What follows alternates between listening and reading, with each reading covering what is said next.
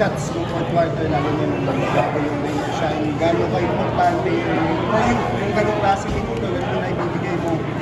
Eli, watch out!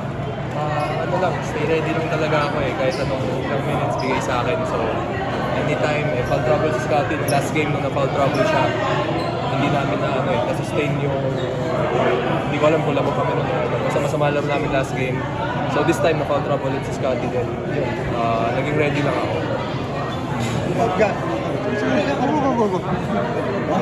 Okay. Kumusta lambingan nun ni Clarito? And paano mo na-hold yung kanyang physicality?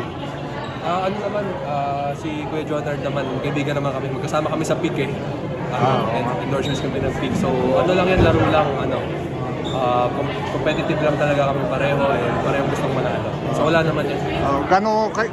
Gano'ng kahirap na bantayan siya and kailangan, paano mo kinukip yung composure mo? Siyempre, Clarito, very physical Sinundan player. lang namin talaga yung game plan namin defensively. And parang penalty na ata kami nun, so hindi talaga ako maging maka-physical lang todo So, yun lang. Magaling na player talaga si Kuya So, sinundan ko lang yung game plan din namin. Kasi nag-struggle kayo sa press last game, ngayon halos lahat kayo gumagawa, anong time dun sa... Nung last game, I think kaya hindi kami nakashoot na maayos, hindi kami naka-generate ng shots na maayos.